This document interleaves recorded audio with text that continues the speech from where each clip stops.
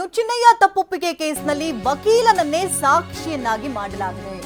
ಚಿನ್ನಯ್ಯ ಜೊತೆನಲ್ಲೇ ಇರ್ತಿದ್ದಂತ ವಕೀಲನೇ ಈಗ ಸಾಕ್ಷಿ. ಚಿನ್ನಯ್ಯ ವಿಚಾರಣೆ ವೇಳೆ ವಕೀಲರು ಕೂಡ ಜೊತೆಗಿದ್ರು. ಆ ವಕೀಲನನ್ನೇ ಸಾಕ್ಷಿಯನ್ನಾಗಿ ಮಾಡಿದೆ ಈಗ ಎಸ್ಐಟಿ. ವಕೀಲರ ಸಮ್ಮುಖದಲ್ಲೇ ಚಿನ್ನಯ್ಯನ ವಿಚಾರಣೆ ನಡೆದಿತ್ತು.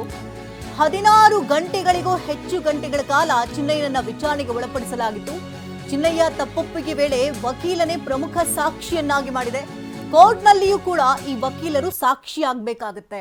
ಇನ್ನು ಚಿನ್ನಯ್ಯನನ್ನ ಎಸ್ಐಟಿ ಟೀಮ್ ವಶಕ್ಕೆ ಪಡ್ಕೊಂಡು ಆತನಿಂದ ಮಾಹಿತಿಗಳನ್ನ ಹೊರಕಕ್ಕಿಸುವಂತಹ ಸಂದರ್ಭದಲ್ಲಿ ಆತನ ವಕೀಲ ತನ್ನ ಜೊತೆನಲ್ಲೇ ಇದ್ರು. 16 ಗಂಟೆಗಳಿಗೂ ಹೆಚ್ಚು ಗಂಟೆಗಳ ಸಮಯದಲ್ಲಿ ವಿಚಾರಣೆಯನ್ನು ನಡೆಸಲಾಯಿತು. ಆತನಿಂದ ಹೇಳಿಕೆಗಳನ್ನು ದಾಖಲು ಮಾಡಿಕೊಂಡಿದ್ದಾಯಿತು.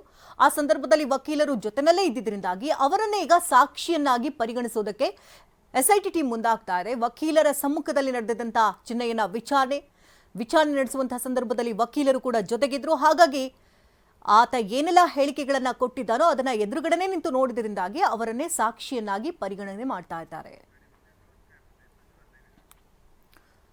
ಈ ಬಗ್ಗೆ ಹೆಚ್ಚಿನ ಡೀಟೇಲ್ಸ್ ಅನ್ನು ಕೊಡೋದಕ್ಕೆ ನೇರ ಸಂಪರ್ಕದಲ್ಲಿ ನಮ್ಮ ಪ್ರತಿನಿಧಿ ಪ್ರಜ್ವಲ್ ಇದ್ದಾರೆ. ಪ್ರಜ್ವಲ್, ಈಗ ತಪ್ಪೊಪ್ಪಿಗೆ ಕೊಡುವಂತಹ ಸಂದರ್ಭದಲ್ಲಿ ವಕೀಲರು ಚಿನ್ನಯ್ಯನ ಮುಂಭಾಗದಲ್ಲಿಯೇ ಇದ್ರು.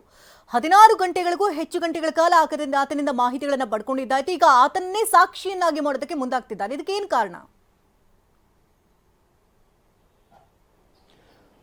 ಶಕುಂತಲಾ, ಒಂದು ಪ್ರಮುಖವಾಗಿ ಗಮನಿಸಬೇಕಾದಂತ ವಿಚಾರ ಅಂದ್ರೆ ಕಾನೂನಿನ ಅಡಿಯಲ್ಲಿ ತನಿಖೆ ಮಾಡಲಿಕ್ಕೆ ಪೊಲೀಸರು ಮುಂದಾಗ್ತಾರೆ ಚಿನ್ನಯ್ಯನನ್ನ. ಆದ್ರೆ ಅದಕ್ಕಿಂತ ಮೊದಲೇ ಈ ವಕೀಲರ ತಂಡ ಏನ್ ಮಾಡುತ್ತೆ, ಬೆಳ್ತಂಗಡಿ ಕೋರ್ಟ್ ನಲ್ಲಿ ಚಿನ್ನಯ್ಯನನ್ನ ವಿಚಾರಣೆ ಮಾಡಬೇಕು ಅಂದ್ರೆ ವಕೀಲರ ಸಮಕ್ಷಮದಲ್ಲೇ ವಿಚಾರಣೆ ಮಾಡಬೇಕು ಅಂತ ಹೇಳಿ ನ್ಯಾಯಾಲಯಕ್ಕೆ ಒಂದು ಅಪ್ಲಿಕೇಶನ್ ಹಾಕಿ ಅದ್ರ ಮೂಲಕವಾಗಿ ಆರ್ಡರ್ಸ್ ಅನ್ನು ತೆಗೆದುಕೊಂಡಿರ್ತಾರೆ. ಇದೇ ಕಾರಣಕ್ಕಾಗಿ ಚಿನ್ನಯ್ಯನನ್ನ ಪ್ರತಿದಿನ ಪೊಲೀಸರ ಮುಂದೆ ವಿಚಾರಣೆಗೆ ಕರ್ಕೊಂಡ್ ಬರುವಾಗ ವಕೀಲರು ಆತನ ಜೊತೆಯಲ್ಲೇ ಬರ್ತಾರೆ. ಮತ್ತೆ ವಿಚಾರಣೆ ನಡೆಯುವಂತ ಸಂದರ್ಭದಲ್ಲೂ ವಕೀಲರು ಜೊತೆಯಲ್ಲೇ ಕೂತಿರ್ತಾರೆ. ವಿಚಾರಣೆ ಮುಗಿಸ್ಕೊಂಡು ವಾಪಸ್ ಹೋಗ್ಬೇಕಾದ್ರೂ ವಕೀಲರೇ ಕರ್ಕೊಂಡು ಹೋಗ್ತಾರೆ. ಅದೇ ದಿನ ಅಂದ್ರೆ ಅರೆಸ್ಟ್ ಮಾಡೋ ದಿನನೂ ಸಹಿತ ಇದೇ ಒಂದು ಪ್ರಕ್ರಿಯೆ ಫಾಲೋ ಅಪ್ ಆಯ್ತು.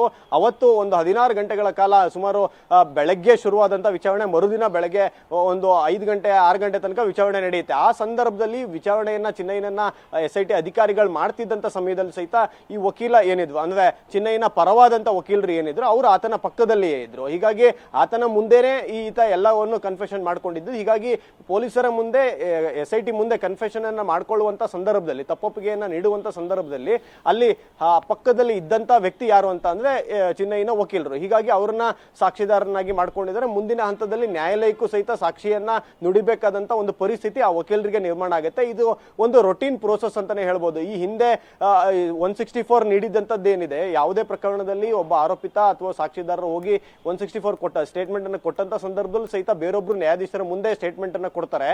ಆ ಸ್ಟೇಟ್ಮೆಂಟ್ ಅನ್ನ ಕೊಟ್ಟ ಬಳಿಕವಾಗಿ ಅದನ್ನ ಕೇಸಿಗೆ ಅಳವಡಿಸಿಕೊಂಡಾಗ ಮತ್ತೆ ಟ್ರಯಲ್ಸ್ ಟೈಮಲ್ಲಿ ಆ ನ್ಯಾಯಾಧೀಶರನ್ನೇ ಸಹಿತ ಸಾಕ್ಷಿಯಾಗಿ ಪರಿಗಣನೆಯನ್ನ ಮಾಡಲಾಗುತ್ತೆ. ಅದೇ ಕ್ರೈಟೀರಿಯಾ ಇಲ್ಲಿ ವಕೀಲರಿಗೂ ಕೂಡ ಅಪ್ಲೈ ಆಗುತ್ತೆ. ಆದ್ರೆ ಒಂದು ಕಥೆಯ ಐರಾನಿ ಏನಂತ ಅಂದ್ರೆ ಈ ಹಿಂದೆ ವಕೀಲರಾಗಿ ಯಾರು ಅವನ ಜೊತೆಗೆ ನಿಂತ್ಕೊಳ್ತಿದ್ರು ಈಗ ಅವರೇ ಆ ಕೇಸಿನಲ್ಲಿ ಆತ ತಪ್ಪೊಪ್ಕೊಂಡಿದ್ದಕ್ಕೆ ಸಾಕ್ಷಿಯಾಗಿ ನಿಲ್ಲುವಂತ ಒಂದು ಪರಿಸ್ಥಿತಿ ನಿರ್ಮಾಣ ಆಗಿದೆ. ಈ ಸಾಕ್ಷಿ ಈ ಸುಮಾರು 16 ಗಂಟೆಗಳ ವಿಚಾರಣೆ ಏನಿದೆ ಇದನ್ನ ಕಂಪ್ಲೀಟ್ ಆಗಿ ವಿಡಿಯೋ ರೆಕಾರ್ಡಿಂಗ್ ಅನ್ನು ಸಹಿತ ಎಸ್ಐಟಿ ಅಧಿಕಾರಿಗಳು ಮಾಡಿದ್ದಾರೆ. ಮುಂದಿನ ದಿನಗಳಲ್ಲಿ ಚಿನ್ನಯ್ಯನನ್ನ ಅರೆಸ್ಟ್ ಮಾಡಿ ಏನಕ್ಕೋಸ್ಕರ ತನಿಖೆ ಮಾಡಿದ್ರು ಈ ಸಂದರ್ಭದಲ್ಲಿ ನ್ಯಾಯಾಲಯಕ್ಕೆ ಮಾಹಿತಿ ಕೊಡುವಾಗ ಆ ವಿಡಿಯೋ ರೆಕಾರ್ಡಿಂಗ್ ಸಹಿತವಾಗಿ ಕೊಡ್ತಾರೆ. ಶಕುಂತಲಾ, ಧನ್ಯವಾದ ಪ್ರಜ್ವಲ್ ತಮ್ಮ ಅಪ್ಡೇಟ್ಗಾಗಿ.